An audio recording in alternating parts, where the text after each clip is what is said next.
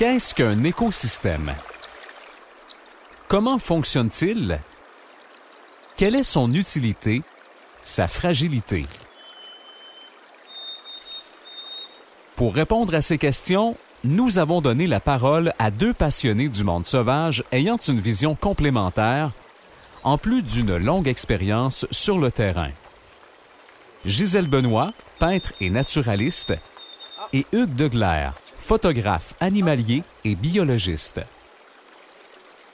Bienvenue à ce nouveau rendez-vous nature sur gb.tv.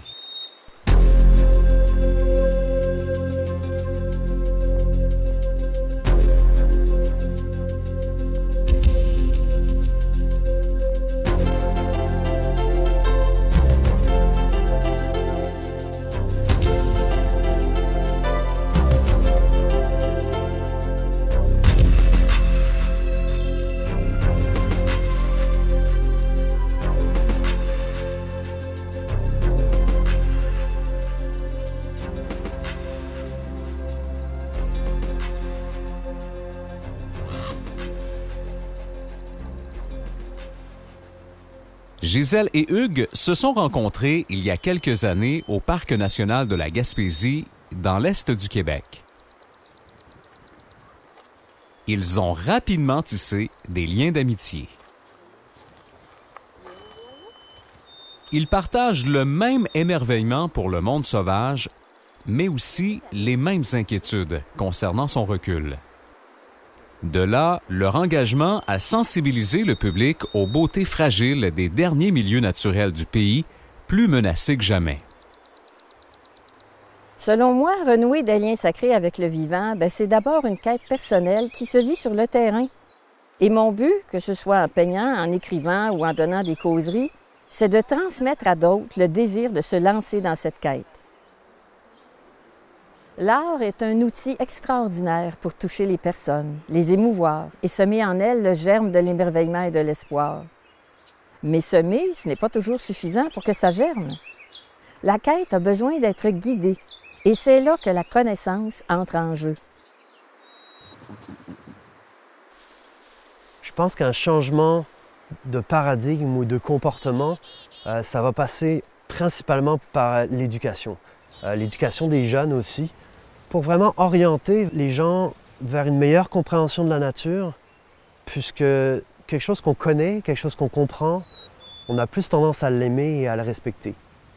Puis même d'ailleurs, plus on l'étudie, plus on découvre des choses, et plus on découvre finalement une intelligence vraiment subtile dans la nature.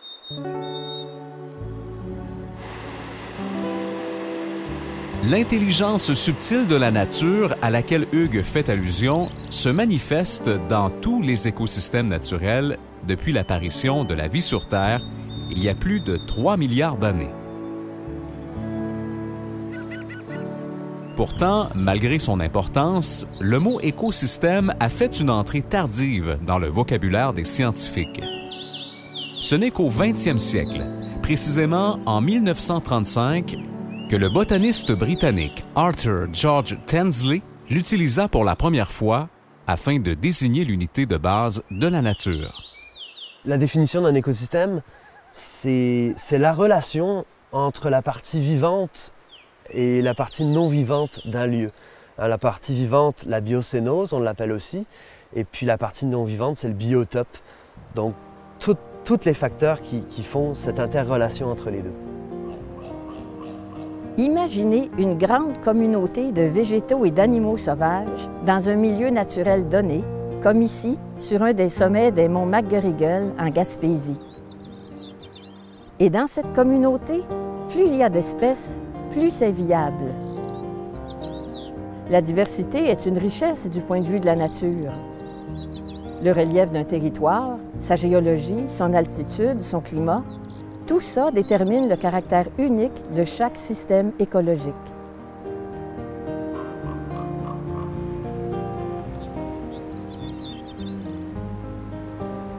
Quand on dresse les limites d'un écosystème, c'est plus ou moins arbitraire. On peut définir par exemple la forêt boréale comme un écosystème, mais on peut même définir des partie de forêt boréale, mais en fait, il y a des liens entre tous les écosystèmes. Il n'y a pas vraiment de frontières, en fait. Par exemple, on peut parler d'une tourbière en disant une tourbière, c'est un écosystème en lui-même, mais la forêt boréale qui est à côté, il y a des êtres qui vont passer de l'un à l'autre. Il y a forcément des liens. Et tous les écosystèmes comme ça sont reliés, tous les écosystèmes terrestres, mais aussi marins. Il y a des écosystèmes qui sont directement des interfaces entre les deux. Ou par exemple, en forêt boréale, il y a beaucoup de lacs. Puis l'écosystème de lacs avec la forêt boréale, il y a un tas d'interactions. Ça peut être le balbuzard pêcheur qui vient pêcher le poisson puis qui le ramène en forêt pour s'en nourrir. Mais par exemple, il va laisser sa carcasse au sol qui va être plus ou moins, on va dire, digérée par la forêt. Tout ça pour dire qu'il n'y a pas vraiment de limite des écosystèmes.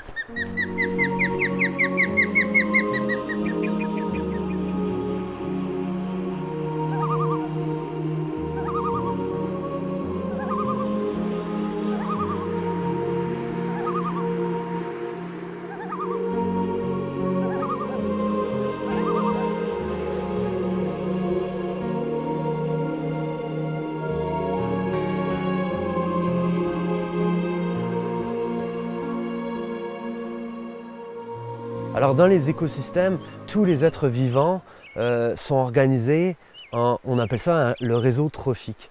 Et le réseau trophique, c'est un certain nombre de chaînes alimentaires qui sont plus ou moins linéaires parce que je dirais c'est plus un genre de puzzle où tout est interrelié. D'abord, on va avoir les autotrophes et les hétérotrophes. Les autotrophes, c'est ce qu'on appelle aussi les producteurs.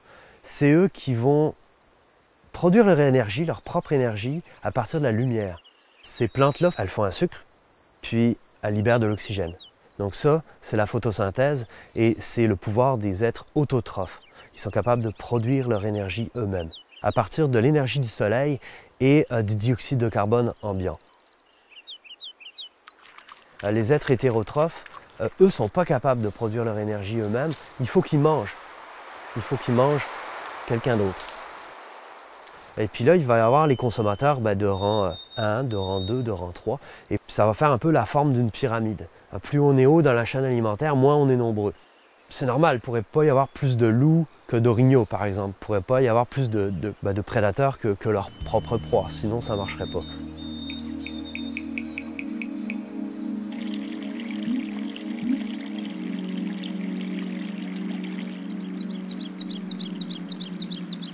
Écosystème, éco-merveille.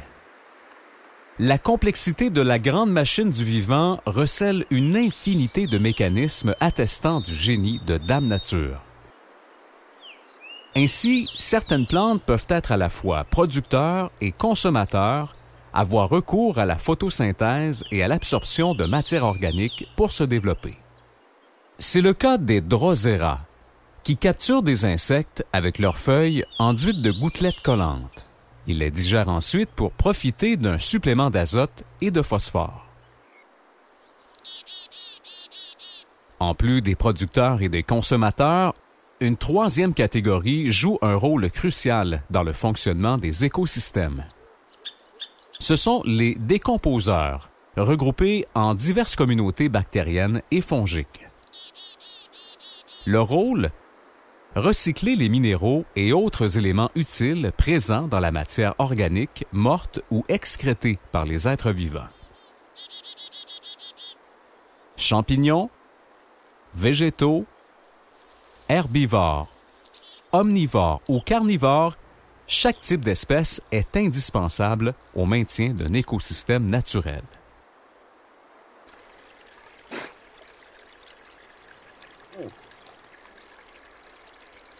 Une conception populaire du monde sauvage veut que les herbivores soient considérés comme étant les gentils, par opposition aux carnivores, qui, eux, sont les méchants. Bien, la vérité, c'est qu'il n'y a pas de bons ni de méchants dans un écosystème. Il y a seulement des espèces qui ont besoin les unes des autres pour survivre. Chacune a son importance. Quand on enlève une espèce qu'on appelle une espèce clé, comme le loup, on va voir plusieurs autres espèces disparaître ou être moins là. Et c'est là qu'on voit que cet enchevêtrement d'espèces, sont toutes interreliées ou beaucoup sont interreliées dans un écosystème.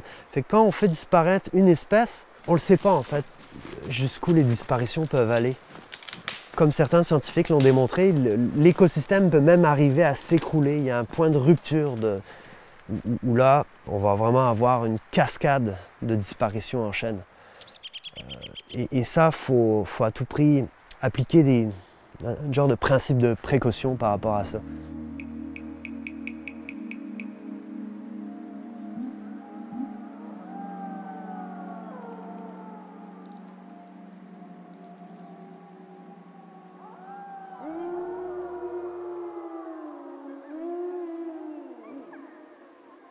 C'est connu, le loup maintient les grands herbivores en santé en capturant de préférence les faibles, les malades et les sujets parasités. Donc, il n'y a jamais trop de loups dans un écosystème. Nos territoires manquent souvent de grands prédateurs parce que, historiquement, au Canada et ailleurs, ça fait des siècles que les gens les persécutent et les tuent, par ignorance ou par mépris. Mais quand on cesse de les tuer, il faut savoir que leur nombre ne dépasse jamais la capacité de l'écosystème à les nourrir. Sinon, ça serait d'admettre que la pyramide alimentaire peut s'inverser, puis ça n'a aucun bon sens. Les lois de la nature sont beaucoup trop intelligentes pour causer un tel gâchis. Et ça, il faut le garder à l'esprit. Je pense qu'on a tout intérêt à rester dans une certaine humilité par rapport à la nature, puis à éviter de tomber dans le jugement des espèces qui auraient plus le droit de vivre que d'autres, des espèces qui sont considérées comme prédateurs, souvent, vont déranger, ou même des espèces qu'on peut appeler nuisibles, alors que ces espèces-là n'ont rien de nuisible dans le sens où la nature, elle n'a rien fait pour rien, de ce que moi je peux comprendre avec le temps. Puis si une espèce, elle est là après tout ce temps-là, c'est qu'elle a sa place, là. Sinon elle ne serait plus là. Ça, pour moi, c'est quelque chose qui me paraît évident.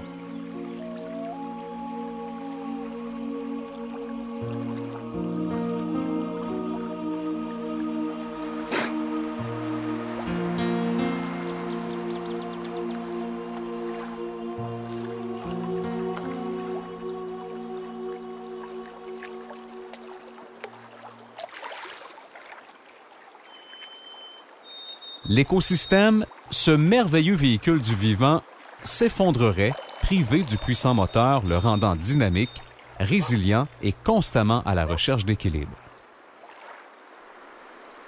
Cette force du monde sauvage a été décrite en détail pour la première fois par un naturaliste à qui Gisèle voue une grande admiration, Charles Darwin.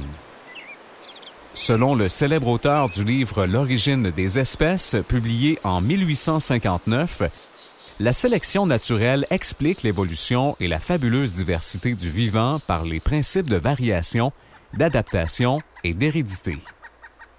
Darwin disait, si je me souviens bien, « Ce n'est pas la plus forte ni la plus intelligente des espèces qui survivra, mais celle qui sera la plus apte à changer. » C'est lourd de sens pour nous, les humains, cette vérité-là. Mais pourquoi une créature quelconque a-t-elle besoin de changer? Simplement pour survivre en tant qu'espèce au passage du temps. Je pense que Darwin aurait vu un très bel exemple d'adaptation chez le bec croisé, qui a acquis des cisailles efficaces pour extraire les graines des cônes de différents conifères.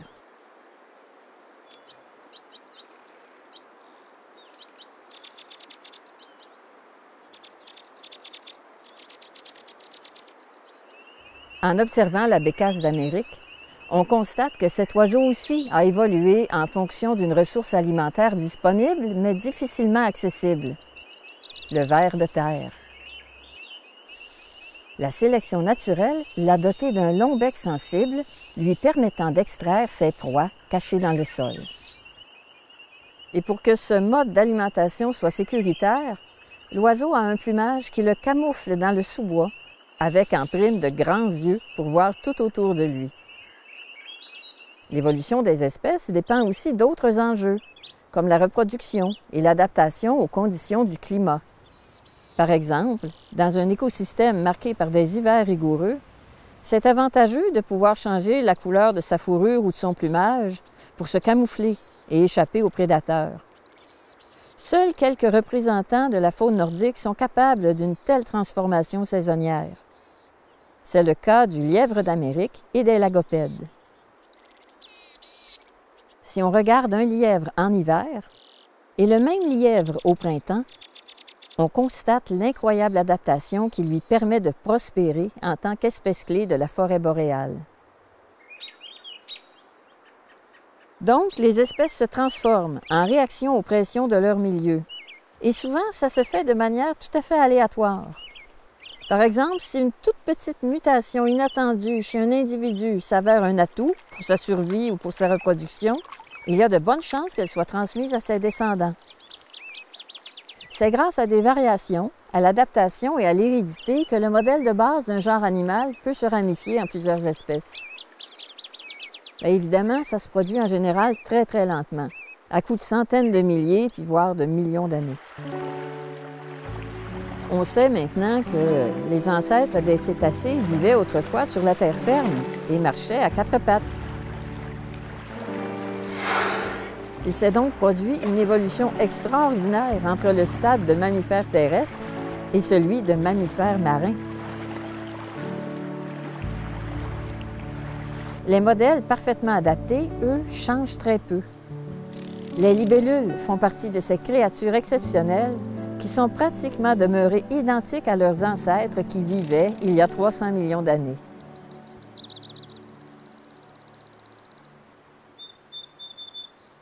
Par ses multiples mécanismes, la sélection naturelle favorise la survie et la reproduction des espèces les plus adaptables. Si une espèce ne parvient pas à s'adapter aux nouvelles conditions pouvant survenir dans son milieu, c'est l'extinction.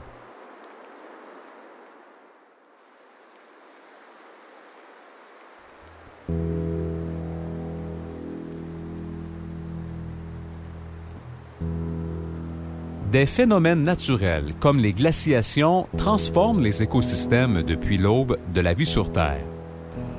Mais depuis que l'homme surexploite les ressources naturelles, il altère l'environnement à un rythme insoutenable, au point que les espèces sauvages manquent souvent de temps pour s'adapter aux bouleversements dus à toutes les activités humaines.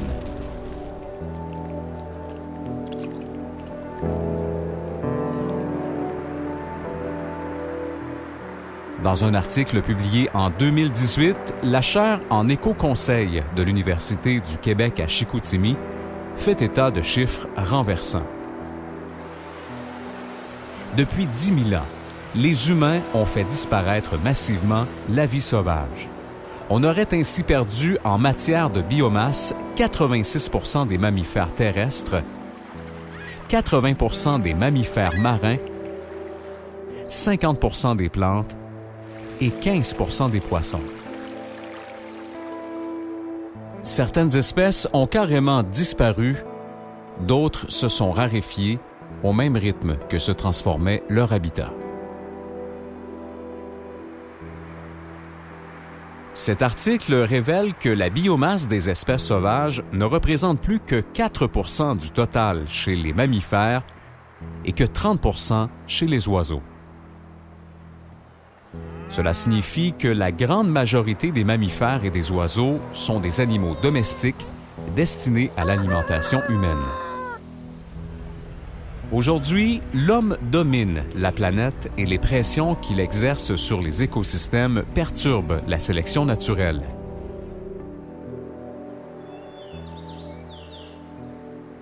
Le monde sauvage recule, fragilisant du même coup les services écologiques qu'il offre gratuitement à l'humanité. Pensons à la pollinisation par les butineurs, le filtrage naturel des matières polluantes par les tourbières et les marais, la photosynthèse des végétaux qui captent le CO2 et répandent dans l'atmosphère l'oxygène que nous respirons. Quand on y pense bien, on se rend compte que la vraie valeur des services écologiques d'un écosystème, ça se situe bien au-delà de la transformation industrielle de ses ressources. Les écosystèmes soutiennent notre propre existence biologique, puis ça, ça n'a pas de prix. Puis il ne faut pas oublier que le monde sauvage, la forêt, la faune, ils enrichissent grandement la dimension émotionnelle et spirituelle de la vie humaine.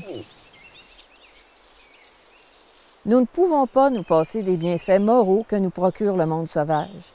Et ne serait-ce que pour cette raison, la protection des écosystèmes doit être une priorité.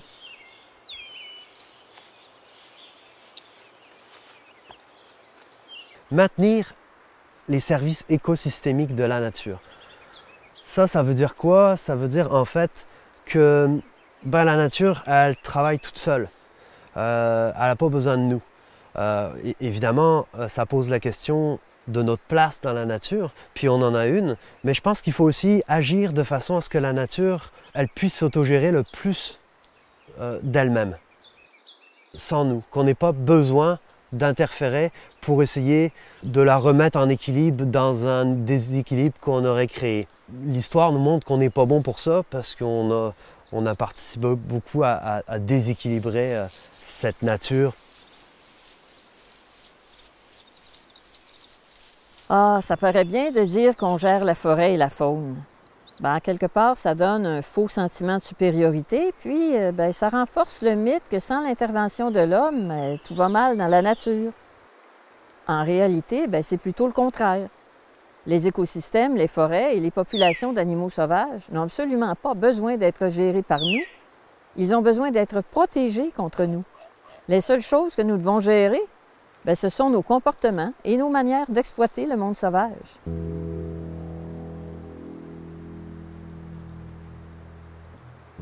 L'homme moderne pourrait-il s'inspirer de la nature et de certains animaux sauvages pour mieux faire les choses? Gisèle et Hugues croient que oui.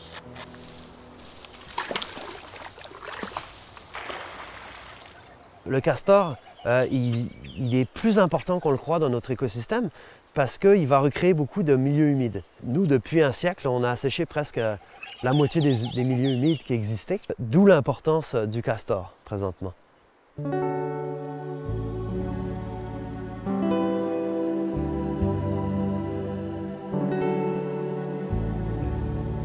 Le castor, il participe largement à la rétention d'eau en forêt boréale. Et ça, ça a vraiment des effets positifs sur tout l'écosystème en fait. Par rapport aux habitants de cet écosystème, comme plein d'espèces d'oiseaux vont apprécier ces milieux humides jusqu'à l'orignal.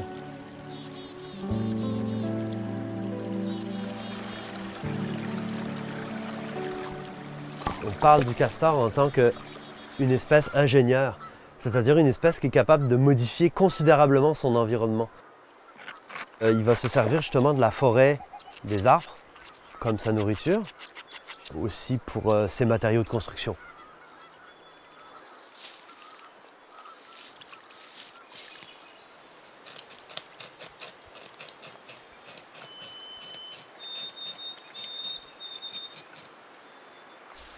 Beaucoup d'animaux dans la nature, ils prennent, mais ils redonnent d'une certaine façon.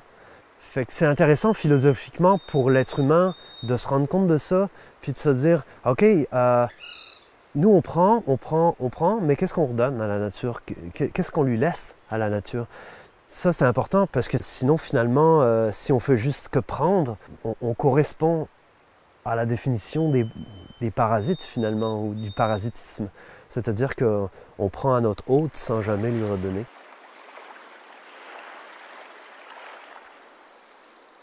C'est comme une relation à deux. Je pense qu'il y a des relations où, que ce soit avec votre chum, votre blonde, ou que ce soit une relation entre deux pays, je pense que tout le monde sait qu'une relation à sens unique, ça ne dure pas ben longtemps. Quelle que soit d'ailleurs l'échelle de la relation, il y a toujours un point de rupture. Des fois, on peut se poser la question, est-ce que finalement, si on continue dans cette voie-là, est-ce qu'il n'y aura pas un point de rupture un jour entre l'humanité et la nature?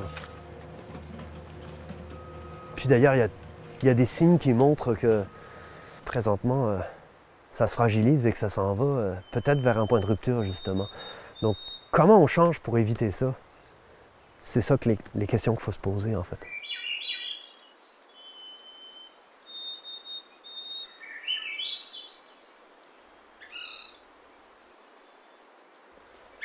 C'est quand même beau, la Gaspésie. Oh oui, c'est magnifique. On n'en sort pas. Quand on a connu ça une fois, ça t'habite toujours. Ici, là, au parc, c'est des paysages encore vastes. Il y a moyen aussi de rien entendre. Oui. Pas une chainsaw, pas Fins observateurs du monde sauvage, témoins de sa grandeur et de sa fragilité, Gisèle et Hugues croient qu'il existe une étape incontournable pour éviter un point de rupture avec la nature. Pour bâtir une relation équitable avec le monde sauvage, il faudrait protéger les écosystèmes avant qu'une espèce soit menacée de disparaître. Puis ça, idéalement, ça passe par la création d'aires protégées.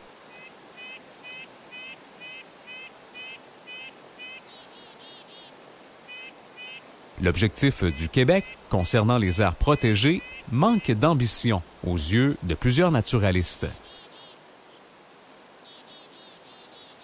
À moins d'un changement majeur dans les politiques du gouvernement, la province n'atteindra pas sa modeste cible de protéger 17 % du territoire terrestre d'ici la fin de décembre 2020. Ici comme ailleurs, la création d'aires protégées est constamment entravée par divers lobbies prônant l'exploitation systématique de la nature à des fins économiques, industrielles et récréatives. Les gouvernements instrumentalisent parfois la science dans le but de justifier le remplacement de la sélection naturelle par une gestion des forêts et de la faune basée sur des intérêts humains et non sur celui des écosystèmes. Confondre cette gestion avec de réelles initiatives de protection de la nature constitue un danger.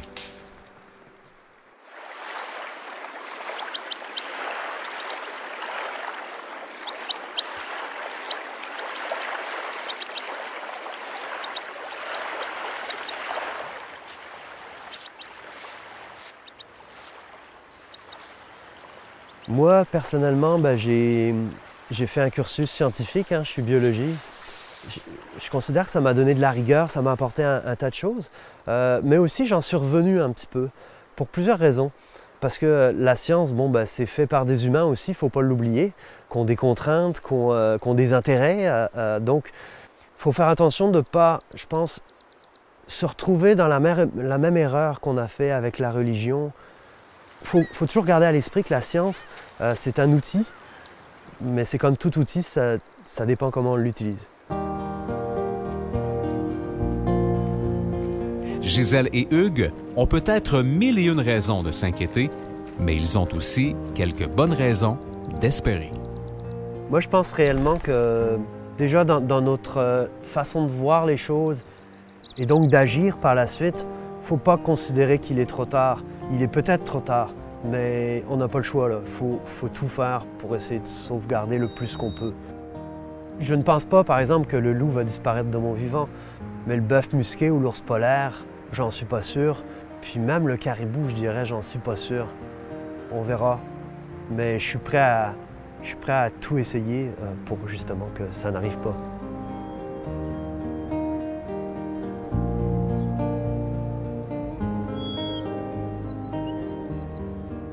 Le plus difficile pour moi, je pense, ce ne sont pas les lobbies et les gouvernements qui s'opposent à la protection de la nature. Non, le plus difficile, c'est l'indifférence. L'indifférence d'une grande partie de la population face à la disparition de la faune et au dépérissement des écosystèmes.